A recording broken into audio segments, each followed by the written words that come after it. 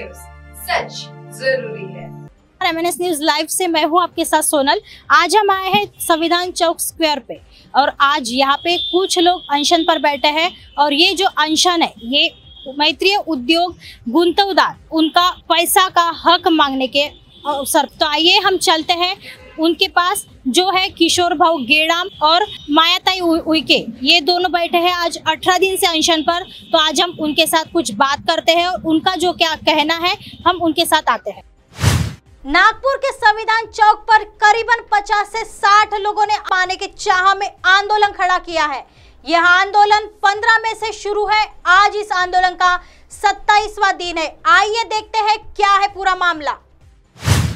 नागपुर के संविधान चौक पर 50 से 60 लोगों ने के नाते लोक अधिकार परिषद से आमरण उपोषण कर धरने पर बैठे हैं, क्योंकि मैत्री उद्योग समूह वर्षाताई मधुसूदन सतपालकर फरार है, जिसके कारण बता दें कि सरकार का सबसे बड़ा हाथ इस मामले में सामने आया है, जिसमें मैं नाम तो नहीं छुपाना चाहूंगी।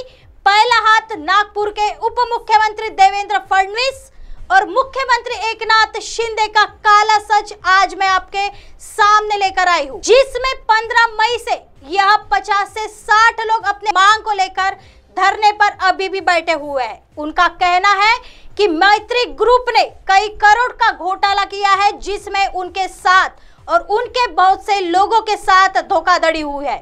जी हाँ, सही सुना आपने, धोखाधड़ी हुई है और धोखाधड़ी के चलते बहुत से करोड़ों रुपए का घोटाला सामने आया है, जिसके ऊपर उन्होंने लोकतंत्र आमरण उपोषण के तहत आंदोलन कर रहे हैं।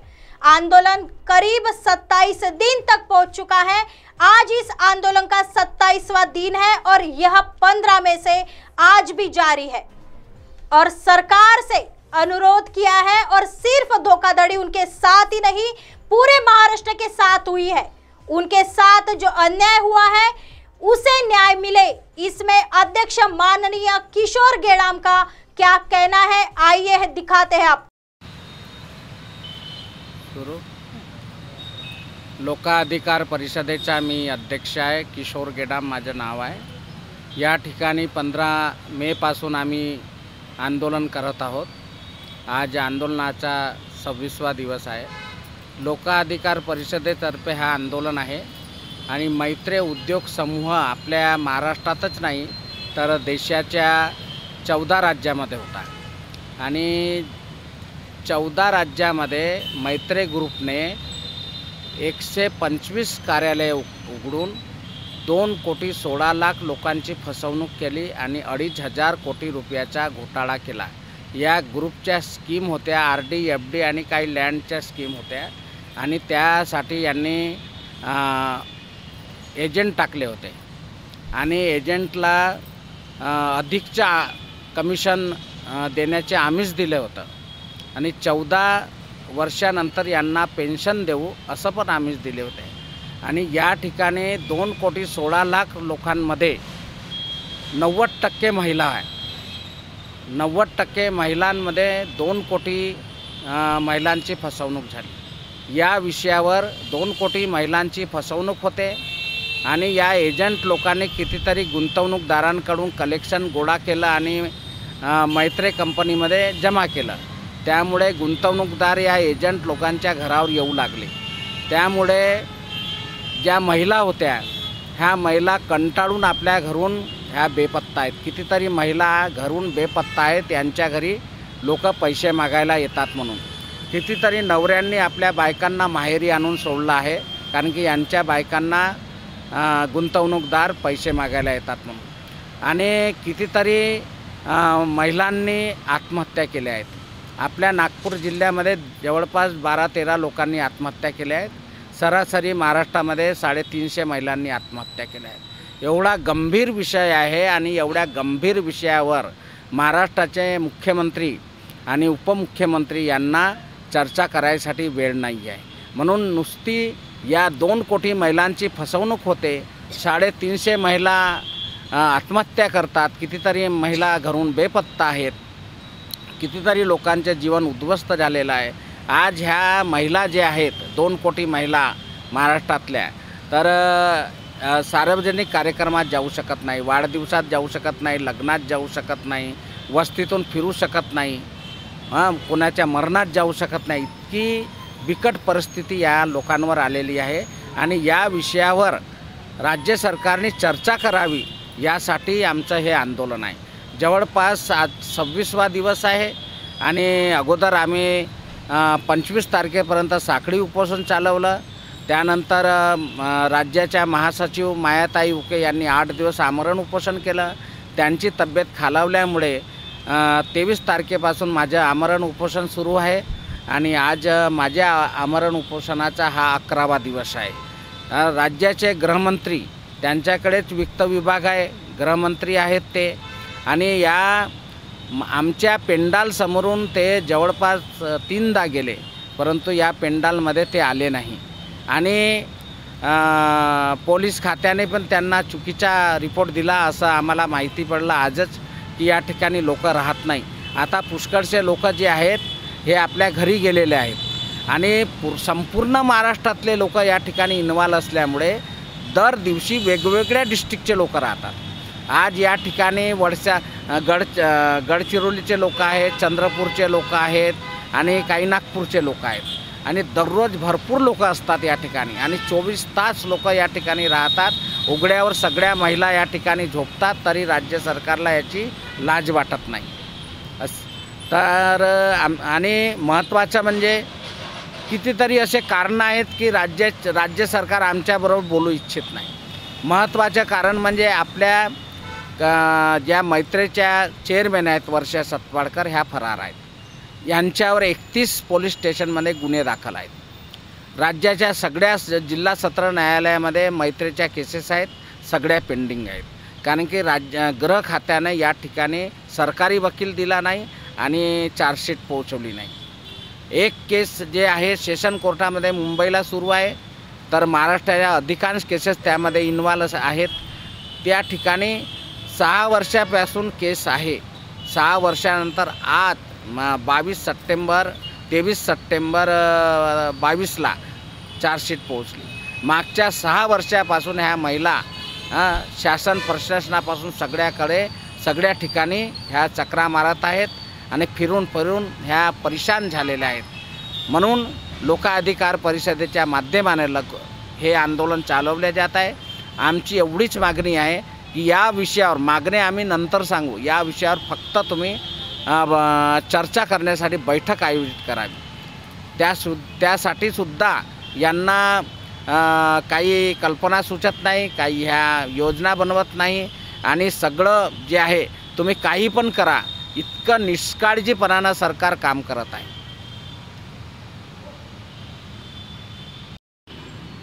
मी लोक अधिकार परिषदेची महासचिव आहे आणि मैत्रीमध्ये गुंतवणूकदार आहे आणि प्रतिनिधी पण आहे. मला ह्या सरकारला एवढंच म्हणायचं आहे की सर्वसामान्याची सरकार म्हणतो तर हा प्रश्नचिन्ह आहे. खरंच काय? कारण की आता 26 दिवसापासून ह्या बाया उघड्यावर झोपत आहेत. इथं प्रशासनाला एक पोलीस पण नाही आणि संदीप जोशीला आम्ही 2दा जाऊन भेटलो, आज अजून गेलो आहे भेटायला की आमचे भाऊसाहेब आता ते 11 दिवस झाले उपोषणावर बसले आहेत, तुम्ही मराठी वाट बघता काय? तर तो म्हणाला की बा पोलिसांनी आम्हाला रिपोर्ट वेगळी दिली. तर त्याला म्हटलं काय वेगळी दिली, आम्ही ऐकायला तयार आहो ना. जेव्हा आम्ही इथं उघड्यावर एवढ्या दिवस 26 दिवसापासून आम्ही इथं आहो की नाही आहो असं तरी त्यांना सांगावं. कोणती रिपोर्ट दिली आम्हाला ऐकायला पाहिजे ना. तुम्ही सांग ना म्हणलं, आम्ही ऐकतोय काय सांगितलं. तर अशी निर्लज्ज अशी बेशरम सरकार मी आजपर्यंत बघितली नाही. माझ्या वयाच्या आता मी 47 वर्षाची आहे, पण हा म्हणजे आंधळी लंगडी बहिरी गुंगी सरकार मी आजपर्यंत बघितली नाही. रस्त्यावर बाया झोपतात, येणारे जाणारे दारुडे लोक बायाच्या जवळ येऊन झोपतात. ही रात्रीची 2 वाजताची गोष्ट आहे, घटना आहे. काय आहे सरकार? त्यांना शरम लागायला पाहिजे की बा एवढ्या दिवसाच्या ह्या बाया इथे आहेत, काय याचं म्हणणं ऐकून तर घ्यायला पाहिजे. गृहमंत्री इथलंच आहे ना, त्याला समजत नाही का? पालकमंत्रीचे हे दायित्व नाही आहे का? आम्ही काय विदेशातून लोक आलो आहो काय? हे त्याला समजायला पाहिजे. काय यांचं म्हणणं एक तर विचारून तर घ्यायला पाहिजे. अरे तुला हातपाय तुझे तुटले यायला इथं, पण आम्ही येतो ना, आम्हाला वेळ तर दे. मग काय सर्वसामान्याची तुमची सरकार म्हणताय? 350च्या वर लोकांनी आत्महत्या केला.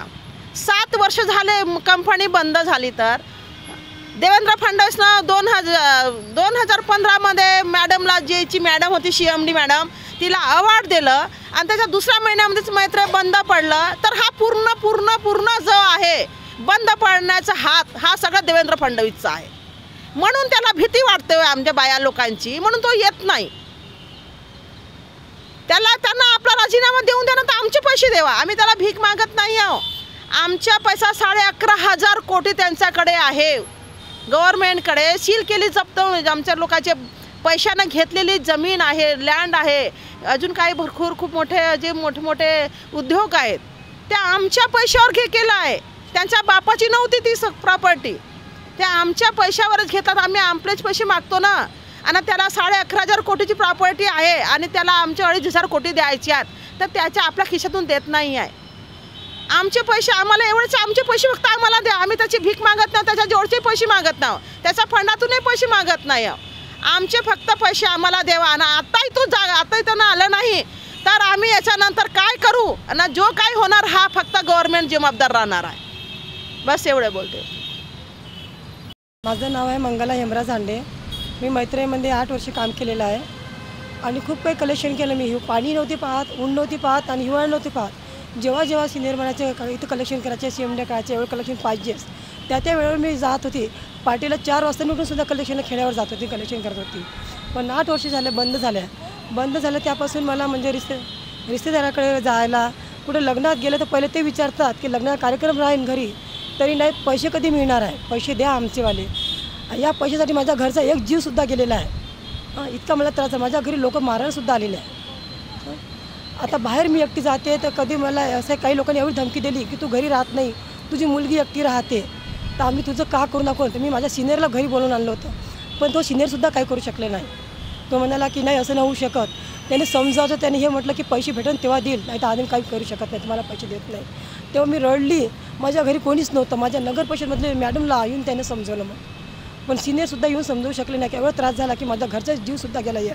या मैत्री पैशासाठी मी खूप दानोदान झाली आणि एवढं असे झालं माझ्यावर. आज रिश्तेदारीमध्ये माझी हे नाही राहिलेली आहे की जेव्हाही रिश्तेदार कुठे बोलवतात तर पहिलं मला पैशाचे विचारतात, मैत्रीमध्ये गेलं तर पैशाचे विचारतात. आणि न राहता मुंबईला बोलवलं आम्हाला यांनी पैशासाठी. मुंबईमध्ये 8 दिवस राहिलो आम्ही. तर तिथं रोडवर झोपावं लागलं आम्हाला. तर फक्त आम्ही 4 महिला होतो आणि सिनियरनं नेलं सोबत आणि तो सिनियर गायब होऊन गेला आमचा. आम्ही 4 महिला राहिलो. तिथं एक जण व्यक्ती आला, बॅगा हुसकून आमच्या बॅगातले चोरीसुद्धा करायला लागली. असं 4 वेळ आम्ही असं रोडवर झोपलो, रेल्वे स्टेशनवर झोपलो 4 दिवस. आता इथं गाडी आली इथे असं झोपून राहिलं. माझ्यासोबत माझ्या ह्या सुद्धा होत्या लिंगे मॅडम. खूप त्रास होऊन राहिला आम्हाला आणि आमचे पैसे भेटावं लवकरात लवकर, मी एवढीच हेच करते. मी कामठी येथील रहिवासी आहे आणि माझ्या आयुष्यातली सर्वात मोठी चूक म्हणजे मी मैत्रीमध्ये जॉईन झालेली आहे आणि माझ्यामुळे पुष्कळसे लोक या मैत्रीमध्ये जॉईन झाले आणि त्याचा पश्चाताप मला आयुष्यभर मरणाच्या शेवटपर्यंत राहणार आहे. मला माझ्या जीवनात सर्वात वाईट अनुभव मैत्रीमुळे येत आहे आणि ज्याच्यामुळे मैत्री आली आणि ज्यांनी मैत्रीचे फायदे खाल्ले ते लोक आज खूप सुखात आहे. पण आम्हाला मैत्रीमध्ये अडचणीत आणून आम्ही आपल्या नातेवाईकामध्ये, आपल्या नातलगामध्ये कुठेच ॲडजस्ट होऊ शकत नाही, कारण की महिलांनी जास्तीत जास्त पॉलिस्या आपल्या नातलगापासून हस्तगत केलेल्या आहे. आणि आज आम्ही कुठल्या समारंभामध्ये, कुठल्या वाढदिवसामध्ये जाऊ शकत नाही. प्रत्यक्ष माझा अनुभव सांगते. येत्या 23 तारखेला एप्रिलच्या माझी आई मरण पावली आणि माझ्या पुष्कळशा पॉलिस्या माझ्या आईकडल्या, माझ्या भावाकडल्या होत्या. पण एवढ्या मरणामध्ये मी त्यांचे पैसे किस्तप्रमाणे दिले असून ते लोक प्रेतामध्ये पण माझ्याशी व्यवस्थित बोलू शकले नाही, जेणेकरून मी त्यांचे पैसे हळूहळू स्वतःच्या खर्चातून स्वतःच्या पोटाला चिमटा घालून दिलेले आहे. आता आंदोलनाचा सरांचा 11वा दिवस आहे आमरण उपोषणाचा. आज माझे मुलं मला स्वतः म्हणतात, जे माझ्याहून 25 वर्षानं माझी मुलगी लहान आहे, तुमचं हे नेहमीचं झालं म्हणतात. आणि स्वतः जे आपल्याहून कितीतरी लहान मुलं आज आपल्याला टाकावून बोलत आहे. तर मला सांगा, ज्या लोकांनी आमच्याकडे पॉलिस्या काढल्या आहे त्या लोकांच्या नजरेत आम्ही किती पडले आहो. मुलं तर आपले छोटे आहे आणि आम्हाला एवढा अक्षरशः एवढा त्रास होत आहे की आमची ही चूक आम्ही आयुष्यभर सुधारू शकत नाही. पण सरकार मात्र साखर झोपलेलं आहे. इथनं 10 वेळा चक्रा मारू शकते पण महिला उघड्यावर झोपतात. त्यांना आमचा प्रश्न आमच्या समस्या अजिबात दिसत नाही. माझं एक म्हणणं आहे, त्यांच्या घरच्या एखाद्या व्यक्तीची जरी पॉलिसी इथे असती, त्यांच्या घरच्या एखाद्या व्यक्तीची जर पॉलिसी इथे असतील, त्या जर इथे उघड्यावर झोपल्या असत्या तर त्यांना खरंच घाम सुटला नसता काय. एवढे बोलून मी माझी 2 शब्द समाप्त करते. मी लोक अधिकार परिषदेची महासचिव आहे आणि मैत्रेमध्ये गुंतवणूकदार आहे आणि प्रतिनिधी पण आहे. मला ह्या सरकारला एवढंच म्हणायचं आहे की सर्वसामान्याची सरकार म्हणतो तर हा प्रश्नचिन्ह आहे. खरंच काय? कारण की आता 26 दिवसापासून ह्या बाया उघड्यावर झोपत आहेत. इथं प्रशासनाला एक पोलीस पण नाही आणि संदीप जोशीला आम्ही 2दा जाऊन भेटलो. आज अजून गेलो आहे भेटायला की आम्ही आमच्या भाऊसाहेबाचा ते 11 दिवस झाले उपोषणावर बसले आहेत, तुम्ही मराठी वाट बघता काय? तर तो म्हणाला की बा पोलिसांनी आम्हाला रिपोर्ट वेगळी दिली. तर त्याला म्हटलं काय वेगळी दिली, आम्ही ऐकायला तयार आहो ना. जेव्हा आम्ही इथं उघड्यावर एवढ्या दिवस 26 दिवसापासून आम्ही इथं आहो की नाही आहो असं तरी त्यांना सांगावं. कोणती रिपोर्ट दिली आम्हाला ऐकायला पाहिजे ना. तुम्ही सांग ना म्हणलं, आम्ही ऐकतोय काय सांगितलं. तर अशी निर्लज्ज अशी बेशरम सरकार मी आजपर्यंत बघितली नाही. माझ्या वयाच्या आता मी 47 वर्षाची आहे पण हा म्हणजे आंधळी लंगडी बहिरी गुंगी सरकार मी आजपर्यंत बघितली नाही. रस्त्यावर बाया झोपतात, येणारे जाणारे दारुडे लोक बायाच्या जवळ येऊन झोपतात. ही रात्रीची 2 वाजताची गोष्ट आहे, घटना आहे. काय आहे सरकार? त्यांना शरम लागायला पाहिजे की बा एवढ्या दिवसाच्या ह्या बाया इथे आहेत. काय याचं म्हणणं ऐकून तर घ्यायला पाहिजे. गृहमंत्री इथलंच आहे ना, त्याला समजत नाही का? पालकमंत्रीचे हे दायित्व नाही आहे का? आम्ही काय विदेशातून लोक आलो आहो काय? हे त्याला समजायला पाहिजे. काय यांचं म्हणणं एक तर विचारून तर घ्यायला पाहिजे. अरे तुला हातपाय तुझे तुटले यायला इथं आम्ही येतो ना, आम्हाला वेळ तर दे. मग काय सर्वसामान्याची तुमची सरकार म्हणताय? 350च्या वर लोकांनी आत्महत्या केला. 7 वर्ष झाले कंपनी बंद झाली. तर देवेंद्र फडणवीसनं 2015मध्ये मॅडमला जीची मॅडम होती CMD मॅडम तिला अवॉर्ड दिलं आणि त्याच्या दुसऱ्या महिन्यामध्येच मैत्री बंद पडलं. तर हा पूर्ण जो आहे बंद पडण्याचा हात हा सगळा देवेंद्र फडणवीसचा आहे. म्हणून त्याला भीती वाटते आमच्या बाया लोकांची, म्हणून तो येत नाही. त्यांना आपला राजीनामा देऊन द्या ना, तर आमचे पैसे देवा. आम्ही त्याला भीक मागत नाही आहो. आमचा पैसा 11,500 कोटी त्यांच्याकडे आहे. गव्हर्नमेंटकडे सील केली जप्त आमच्या लोकांचे पैशानं घेतलेली जमीन आहे, लँड आहे, अजून काही भरपूर खूप मोठे उद्योग आहेत ते आमच्या पैशावर केलं आहे. त्यांच्या बापाची नव्हती ती प्रॉपर्टी, त्या आमच्या पैशावरच घेतात. आम्ही आपलेच पैसे मागतो ना. आणि त्याला 11,500 कोटीची प्रॉपर्टी आहे आणि त्याला आमचे 2,500 कोटी द्यायचे आहेत, तर त्याच्या आपल्या खिशातून देत नाही आहे. आमचे पैसे आम्हाला एवढेच, आमचे पैसे फक्त आम्हाला द्या. आम्ही त्याची भीक मागत नाही, त्याच्या जोडचे पैसे मागत नाही, त्याच्या फंडातूनही पैसे मागत नाही. आमचे फक्त पैसे आम्हाला द्यावा. आणि आता त्यांना आलं नाही तर आम्ही याच्यानंतर काय करू आणि जो काय होणार हा फक्त गव्हर्नमेंट जबाबदार राहणार आहे. बस एवढे बोलते.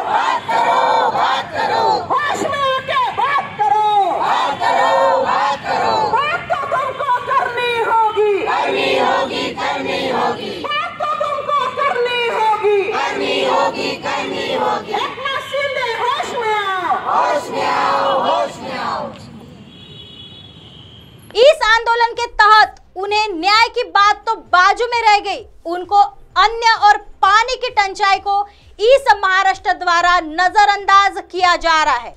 अब आपको और एक बात पर नजर डालने की जरूरत है, जिसमें बता दूं कि महाराष्ट्र द्वारा किस तरह से आंदोलन को और आंदोलन पर बैठे हुए लोगों को न्यायपालिका से दूर रखा जा रहा है, ये कह सकते हैं नजरअंदाज किया जा रहा है, जिसके कुछ वीडियोस हम आपको दिखाना चाहेंगे।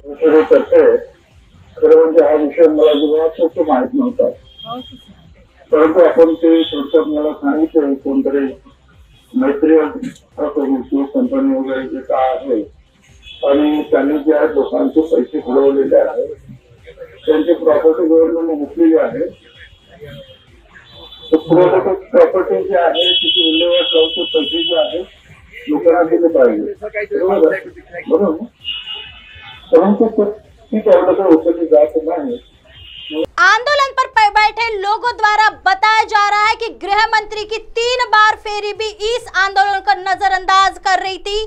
तो देखा अपने दर्शकों, नेशनल कांग्रेस पार्टी के मुख्य अध्यक्ष छगन भुजबल कैसे क्या इतनी बड़ी समस्या को नजरअंदाज कर रहे हैं। आखिर सवाल ये भी उठता है कि इस नजरअंदाजगी को आखिर क्या कहा जाए। दर्शकों, आपका क्या कहना है, आप हमको कमेंट बॉक्स में जरूर बताइए। अब आप हमारे चैनल को आपके मोबाइल पर भी देख सकते हैं। मोबाइल ऐप पर देखने के लिए प्ले स्टोर से MNS news TV apps download करें। इंस्टा, ट्विटर, हाईकुक, फेसबुक और कई सोशल मीडिया के प्लेटफॉर्म पर हमारा चैनल उपलब्ध है। आप इसे यूट्यूब पर भी देख सकते हैं। आप हमारे चैनल को लाइव भी देख सकते हैं www.mnsnewstv.com पर। फिलहाल वक्त हो चला है दर्शकों ब्रेक का। ब्रेक से लौटने के बाद देखेगा देश और दुनिया की तमाम खबरें। बने रहिए MNS न्यूज पर। नमस्कार।